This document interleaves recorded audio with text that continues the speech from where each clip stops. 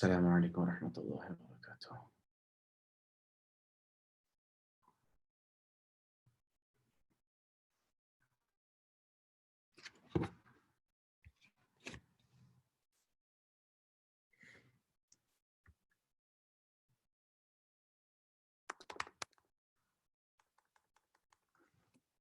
Start in a few seconds, inshallah.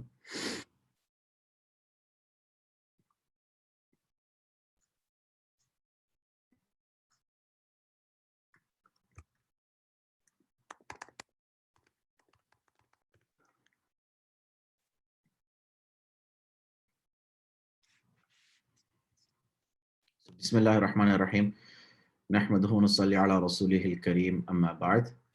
We left off on Friday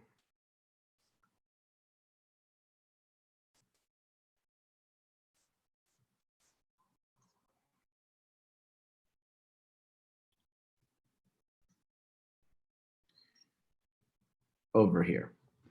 So, Bismillah ar-Rahman ar-Rahim. Last time we spoke about this incident or this qissa, Sayyidina Yusuf alayhi salatu was salam, Sayyidina Yusuf alayhi salatu was salam was with Zulaykha. And Zulaykha was chasing him. She sealed all the doors, and Sayyidina Yusuf alayhi salam began running. She had locked the door so that he had no escape. This was in a manner of speaking, sexual harassment, sexual abuse. And she was also very interested in him, right? It's easy to not talk to a girl or a guy that you like, but it's difficult when they are the one that slide into your DMs and you like them. The difficult thing is, it's tell someone don't talk to a girl, don't talk to a guy. That's the easy part, right? But what do you do if there's a person that you like or someone that you're attracted to slides into your DMs? Then that's the real fitna. Then at that time, you have it's difficult.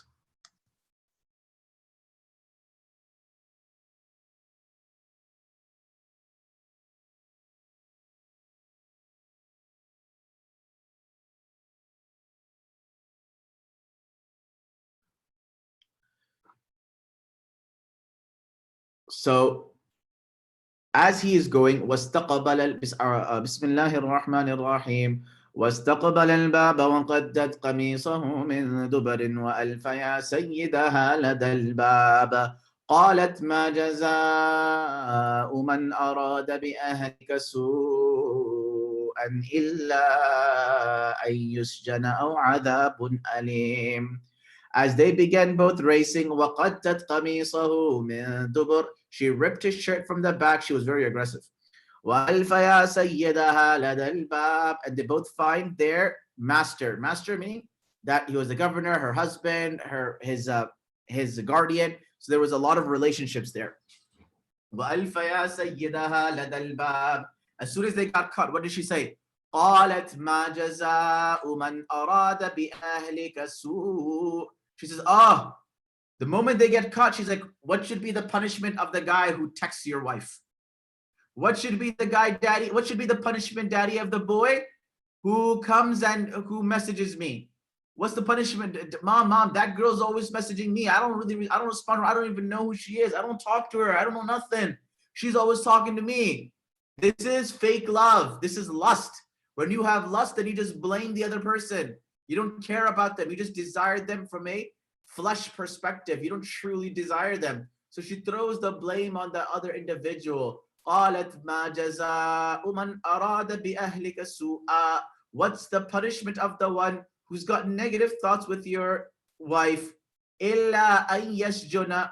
Then she gives a suggestion. She says he should be imprisoned. She doesn't want to get him to be. She doesn't want to have him killed because she still loves him. She still cares for him. She doesn't want him to be gone altogether. So she says the punishment. إلا أن يسجن. Jail him up. أو عذاب أليم. Or he's going to get a big punishment. He's going to give him some sort of hurtful punishment. Punish him. But she doesn't want him to die. This is kachi muhabbat. This is muhabbat that has it matured. This is muhabbat that has it grown. So then Sayyidina Yusuf was like, what? What are you talking about? You've been sliding into my DMs. You've been coming after me. You've been trying to get my attention. Stab me every single day with an squiggly line trying to get a streak started. What are you talking about? I'm the one that was running after you. قال هي راودتني عن نفسي. She is the one that is trying to seduce me. وشهد شاهد من أهلها. This shows that this is not true love. The true love, you will care for one another and you will stay. It's like, I was reading a tweet somewhere that this guy dropped his girl off to her home. The father saw and he said, "Who is that?" And she said, "Oh, that's my Uber. That's my Uber." قال هي راودتني عن نفسي. She's the one that was seducing me. وشهد شاهد من أهلها. A witness came from her family. This was either an elder from her family or that there was a baby in an arm and the baby began miraculously speaking. There are commonly 4 babies that miraculously spoke while they were infants. Sayyidina Rasulullah sallallahu alaihi wasallam, Sayyidina Isa alayhi salam, this baby, and there's 2 more. The narration of Sahih Muslim, that there was a woman who was suckling her child. Her child was breastfeeding.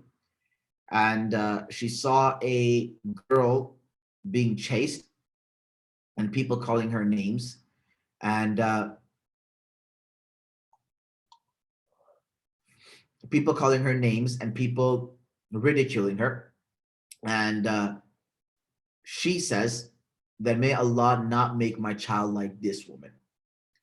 And the child is suckling the milk and the child just stops and the child's like, and the Prophet ﷺ imitates this. The Prophet ﷺ was like, the child was suckling, the Prophet uses his finger and he says the child is suckling. The child's like, stops. And the child's like, oh Allah, make me like this girl. The mom was like, whoa. And the child goes back to drinking its milk. Hadith is in Sahih Muslim. And a little while later, this person, very well respected, rich individual on a horse comes and everyone is praising them, celebrity, like one of our celebrities online. And she says, may Allah make my child like that. The child moves off and says, may Allah not make me like this. So upon understanding what she's saying, that child, the first woman that she said that, may Allah don't make my child like that, was actually a friend of Allah. And the people were wrongfully doing the dhulm and abusing her. And the second individual, though people were celebrating that person and speaking highly of them, that person had attracted the anger of Allah subhanahu wa ta'ala. And the last one is of Ashab al-Ukhdud, the story of Ashab al-Ukhdud. You had a young man, there was a king who had a wizard, like Harry Potter, like Harry Potter. So this wizard could do all sorts of magical enchantments and stuff, and like a proper wizard. So then this wizard, he starts getting old. So the king's like, hey, listen, you need to find yourself another mini wizard because you're getting pretty old, and soon I don't want to be without a wizard. So go get yourself an apprentice, go find Harry Potter. You're Dumbledore, your time is up. Go find me a Harry Potter. I need another wizard. So the guy goes and he finds this kid, and this kid's like, okay, this kid's the new Harry Potter. He's learning the magic tricks, whatever. One day, as he's going to go to the wizard's a place to study, he crosses by a church. And this is the time before Rasulullah sallallahu alaihi wasallam. And he hears them, and he spends the whole day there. And he arrives late to his lessons. He gets whooped over there, probably with a wand. He gets whooped in the palace. And, this happens a few times. And so then this boy stops by the priest over there and he starts talking to him and be like, hey, I'm really, really intrigued by what happens. But when I get home, when I go to when I get to my class late, he says, when I go to my defense against the dark arts class late or whatever magical class I take, when I get to there late, I get whooped over there. When I get home late, I get whooped over there. So my parents are tripping out. The wizard's tripping out. What do I do? So the Christian person tells him that, look, why don't you do this? That as you are going to the wizard, and when you get delayed, tell him that your parents held you back. And when you get late to your parents, tell them that the wizard held you back. And obviously, they didn't really have FaceTime or Find My Friends or none of those stuff. So there's no way to actually even figure this stuff out. And this boy carried this stuff on until one day there was a lion that had approached inside the town, and everybody was like, "Whoa!" Everyone was scared. So this little boy goes, he takes a little stone, he takes a little pebble, and he says, "Today I will see who is more correct, the priest or the wizard." So he says the priest's word says Allah's name, and he throws the stone. The stone hits this lion. This lion dies. Everybody goes insane. They're like, "Yo, this kid is some next level, you know, wizard. That this kid is on something else, right? He is Gandalf, whatever. He's next level." So everybody started coming to him, pray, and he would do dua. They would get cured. He said, "This is by the will of Allah, by the will of Allah, by the will of Allah." Until one man came from the court of the king, and he was blind. And the priest, when he saw this happening, the priest told him that, "Listen, little boy, a time is going to come where you're going to be bigger than I am. And when that time comes, first of all, don't expose me." He's like, because they're going to look after me because I'm the one that taught it to you. So this boy, he goes and there's this blind guy from the palace of the king. He comes to him, and this boy reads some dua, cures this blind person. So this person's been blind in the palace of the king for like a very long time. Comes back one day and he can see. King's like, "Yo, you can see now?" He's like, yeah. The little boy did that. Or something. He asked him. He said that, "How can you see?" He said, "Allah did this for me." And he was like, "Whoa, what do you mean Allah?" So he started beating him, whooping him, and hitting him. He's like, "You don't worship me?" And the guy said, he snitched him out, and he said, "Oh, that little boy, he's the one that taught me." So then that boy is called. And when that boy is called, the king tells him that, "Believe in me." The boy says no. So the king goes, and the king goes to kill him. King tells the people that, "Okay, take him on top of a mountain and toss him off." So they all go on top of a mountain to throw him off the mountain in front of everybody. And as they get to the mountain shakes, they all fall down, they die, the kid comes right back.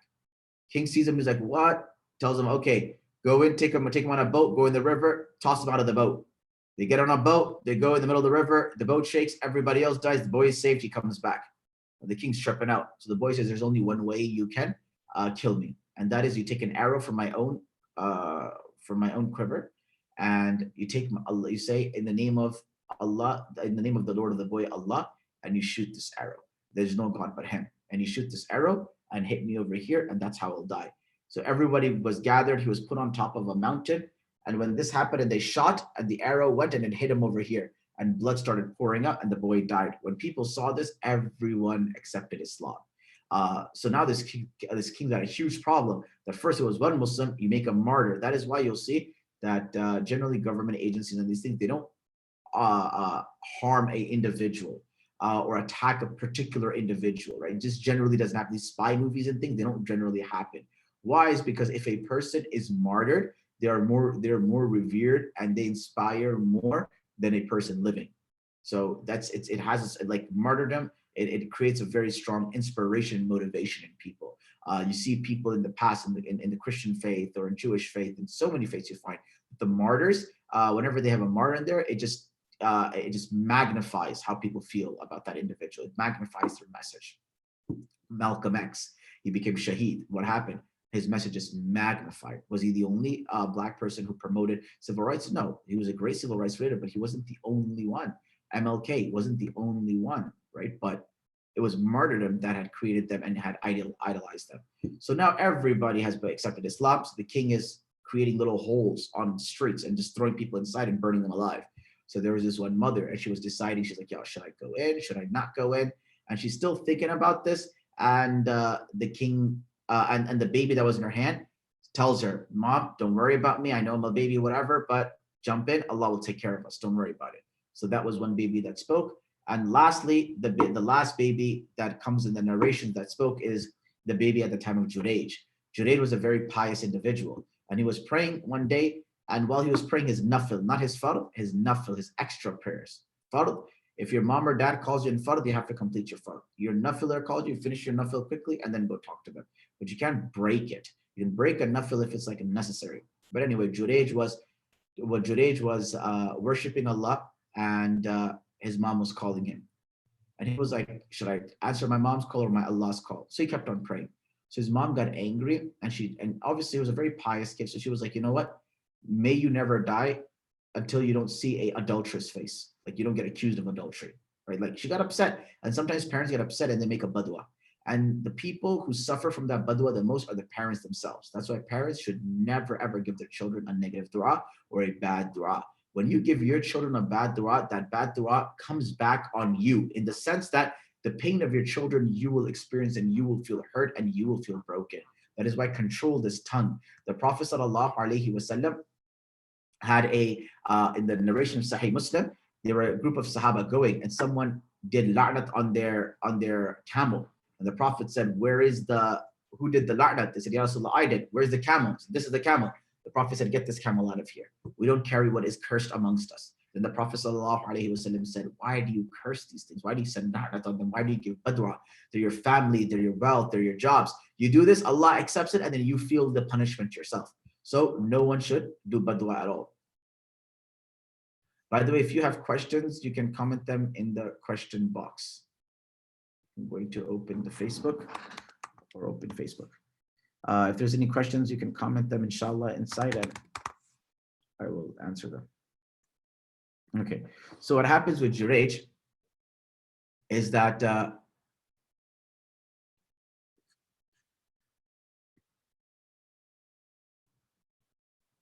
Juraj's mom says this. Now, after she says this, there were people who were jealous and they were trying to accuse Juraj. So what did they do? They went and they found a shepherd and they gave him some money and they motivated him to commit zina with this random woman. And when that person committed the zina, there was a child that was brought, and this girl comes in the middle of everybody and she's like, "Hey, this imam, this scholar over here, he sexually assaulted me and he raped me, and this is the child." All of a sudden people went nuts. They were like, "Oh my God, this imam did this," and everyone, they didn't hear the other side of the story, right? That is why the Islamic perspective in anything is that you don't make a judgment until you don't hear both sides. Yes, if someone comes with a oppressed side, we respect, while we sympathize with you, we work with you, but at the end of the day, we are not judges, we are not juries, we are not executioners. We are individuals who are people and humans. We cannot make decisions until hearing both sides. Allah subhanahu wa ta'ala does not like that person, and that is mulum, to make a decision. If you don't know the full story, full fact, stay quiet. Don't add to something that you don't know the details to, because at the end of the day, you can end up supporting an oppressor and harming the person who is oppressed. So this boy, and everyone's beating Juraj, they break his masjid down, and then Juraj finally points at that boy and says, "Who's your daddy?" And that boy's like, my daddy's a shepherd. My daddy's somebody else. And he's a little baby. And everybody's like, "Oh, snap. This little kid just said that his daddy's not Juraj." And then a little baby spoke. And everyone's like, "Oh, Juraj, my bad. We're so sorry. You're, mashallah, such a great scholar, Imam. Jab jeete to thaliyan, jab hare to galiyan. Jab jeete to thaliyan, jab hare to galiyan." That's the reality of the praises of people. When things go well and everyone's clapping and on your side. When the moment things starts getting shaken, then everyone curses you. But then again, they found out this man did a miracle, so everyone's back on the wagon. "Oh, Sheikh Juraj, let us make a masjid of gold for you." And Juraj is like, "Relax, let's give me my own masjid back the way it was." So that was the last kid in the hadith that was mentioned who spoke. Again, if you have any questions, you can comment them below. I see we have our TBK, mashallah, quoting about the nur on my face. TBK, these are external lights that are added.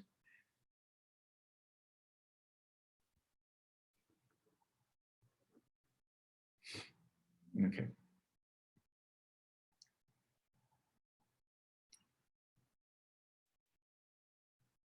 وَشَهِدَ شَاهِدٌ مِّنْ أَهْلِهَا إِنْ كَانَ قَمِيصُهُ قُدَّ مِنْ قَبْلٍ فَصَدَقَتْ وَهُوَ مِنَ الْكَاذِبِينَ. So the little boy from her family, or one of her elders from the family, said, if the shirt is ripped from the front, this boy was on top of her and she was trying to get rid of him.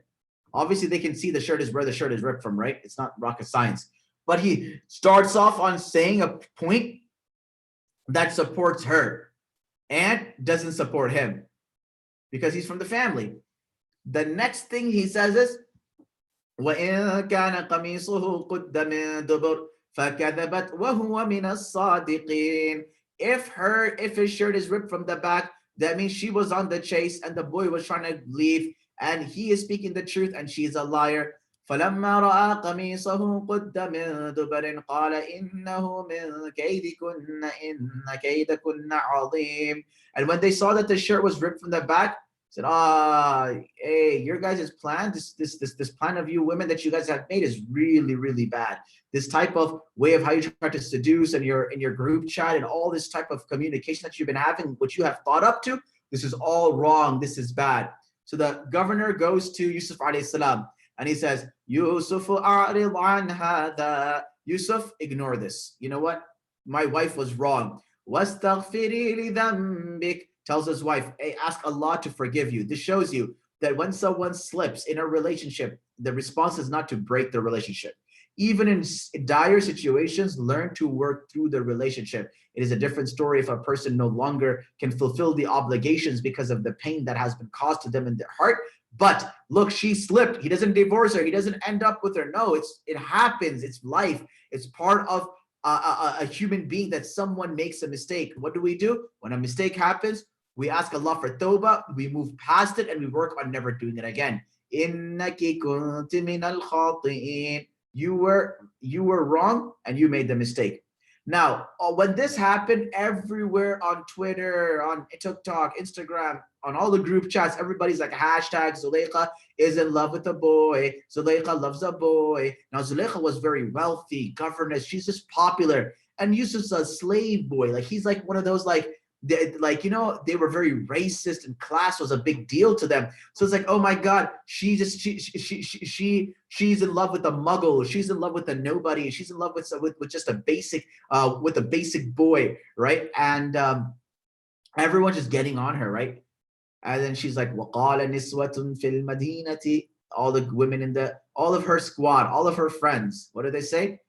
وَقَالَ نِسْوَةٌ فِي الْمَدِينَةِ امرأة العزيز تراود فتاها عن نفسه. Oh, did you all hear? The governor, she fell for a boy. Yeah, well below her class. Look at her. She has the governor and everything, and she's dipping in the common people. Look what she's doing. قَدْ شَغَفَهَا حُبًّا. She is blind with love. إِنَّا لَنَرَاهَا فِي ضَلَالٍ مُبِينٍ. We see her as she's lost. She doesn't know what she's talking about. فَلَمَّا سَمِعَتْ بِمَكْرِهِنَّ أَرْسَلَتْ إِلَيْهِنَّ. When Zulaykha heard, she was like, hold up. She called all the women. And back in the day, when you just sat around and chilled, they didn't have like shishas or hookahs, or didn't have like sour patches and things. Their sour patches of those times would be fruits. They would have fruits and they would just chill, they would eat. And like fruit in Arabic comes from the Arabic word fakiha. Fakiha means tafakkuh, that when you're chilling, you're eating. So that was their chill food. That was their bag of chips, and that was their thing. When you went to someone's house, they didn't just prepare food for you. It would just be a chilled out of fruit. And that is why in Jannah, Allah talks about fruits of Jannah so much, because there is no hunger in Jannah. You will desire and enjoy the finger food of Jannah more than even just the basic food or the meals of Jannah, because you wouldn't need a meal in Jannah. So she calls all of them, and they all come and they're all chilling at the queen's palace. And you know how people are, right? When they're in front of you, they love you and they speak really highly of you. And when they're behind you, they speak negatively of you and they speak badly of you. So he says that, so she gives everyone, she prepares a place for them to sit and chill. They're all in her living room and enjoying their talking. She gives every one of them a knife, and then she gives them a fruit, and they're cutting the fruits and they're talking to each other. She says to Yusuf alayhi salam, walk out, go in front of them. No one had seen Yusuf from them. Yusuf was concealed at home. Right? Yusuf alayhi salam was heavily guarded. No one really saw him, right? Because he was precious. And she said, the moment he walked past, فَلَمَّا رَأَيْنَهُنَّ When they saw him, their jaw drops, their eyes were open, their mouths began watering, and they began drooling at this Yusuf, that they haven't seen a person more perfect than him, no skin more perfect than him, no eyes more perfect than him, no hairs more perfect than him, a perfect disposition. He was at the height of his youth, and he was at the height of his beauty. He was a teenager that was erupting with beauty, at the height of that a human can imagine. وقالت اخرج عليهن فلما رأينهن, and when he walked out, أكبرنهن أكبرنه, they couldn't control themselves and they were just flabbergasted. And as they're cutting their fruits, وقطعن أيديهن, they didn't notice, and they began cutting their fingers off. They didn't notice that the knife was right there, and that it was their finger that was there, and it wasn't not the fruit. And they ended up cutting their hands, and they ended up bleeding, and not still realizing that and they were still mind blown looking at the beauty of Yusuf alayhi salam. وَقُلْنَا حَاشَ لِلَّهِ, and they said that, oh my God, they said they were surprised. They said, perfect is Allah. Ma hadha bashar, this is not a human being. In hadha illa malakun kareem, this can only be an angel from Allah subhanahu wa ta'ala. This is no earthly human being.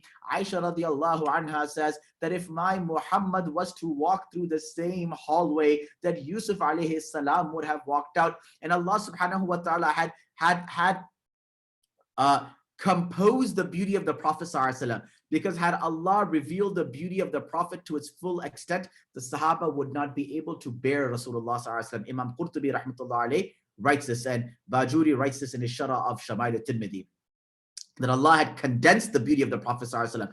He was still remarkable, but Allah allowed people to absorb it, and Allah didn't pull its full potential. She says, had my Nabi and had my Muhammad walked past the same hallway, the woman would have been kept on cutting their arms and their hands off until they reached their hearts, and they would have cut their hearts up for Rasulullah sallallahu alaihi wasallam. The poet says that when Rasulullah sallallahu alaihi wasallam split the moon, he indicated, obviously the most authentic thing is that he didn't indicate with his finger, but some seerah say that he used his finger and he indicated towards the moon, and the moon broke open. So the poet says, the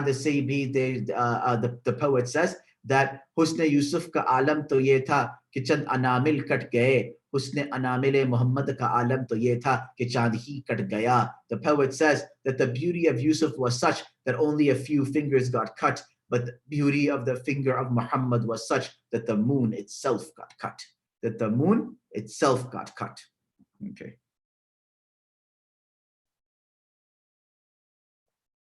قالت فذلكن الذي لمتنن فيه. She says, لمتنني فيه. She says, this is what you guys used to throw shade on me for. وَلَقَدْ رَاوَدتُّهُ. Heck yeah, I'm the one that seduced him. عن نفسه فاستعصم. But he's playing hard to get. وَلَئِن لَمْ يَفْعَلْ مَا آمُرُهُ. If he doesn't do what I want, Allah yusjananna, I'm going to harm him, gonna release his I'm going to expose him, I'm going to put him in jail, I'm going to harm him. وَلَيَكُونَنَّ مِنَ الصَّاغِرِينَ. And he's going to be belittled, and he's going to be insulted, and he's going to be debased. He'll lose everything. He'll lose the palace. He'll lose the comfort.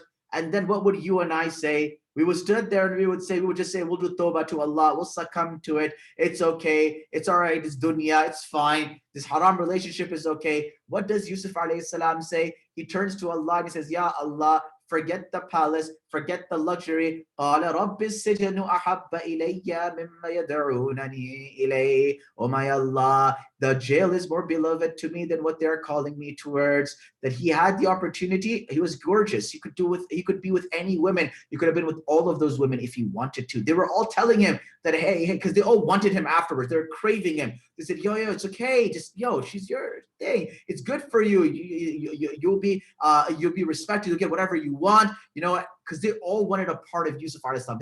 They were nuts for him. And then he says, وَإِلَّا تَصْرِفْ عَنِّي كَيْدَهُنَّ. Ya Allah, if you don't turn their plots and their plans, if you don't turn their DMs away from me, Ya Allah, if you don't block them from me, Ya Allah, if you don't break these streaks that they have, Ya Allah, if you don't remove me from these group chats, Ya Allah, if you don't make me unfollow them on Instagram, Ya Allah, if you don't remove me from the equation, asbu ilayhin, I'm going to slip. Allahu Akbar. Nabi is worried about it, but you and I said we're good. I can control it. I can talk to girls and guys and we're just friends. Asubu ilayhinna. Allah says that Yusuf alayhi salam says, I'm going to slip. He was a Nabi. He was more better looking than all of us combined. And yet he did not trust himself. He had divine protection from Allah. His father was a prophet. His grandfather was a prophet. His great grandfather was a prophet. And the man still did not trust himself. As Sheikh Saadi says, जब कीचड़ होता है तो हाथी भी फिसल जाता है. When it's muddy, even an elephant slips. And what does Yusuf alayhi salam says? Asbu ilayhinna, I'll slip. Wa akum min al jahilin. Ya Allah, I will make a mistake and I will be a sinner. Allah says, فَاسْتَجَابَ لَهُ رَبُّهُ فَصَرَفَ عَنْهُ كَيْدَهُنَّ إِنَّهُ هُوَ السَّمِيعُ الْعَلِيمُ. Allah subhanahu wa ta'ala says, I accepted his dua, I turned their plot away, and I admitted him into jail, and he remained in jail. And then we'll continue this later. Next, we have Surah Al-Kahf coming up, inshallah, bi-idhnillah, and at 4:15.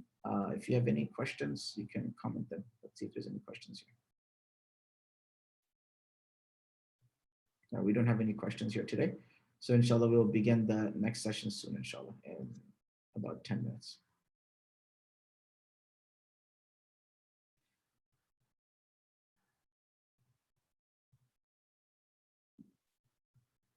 Salam.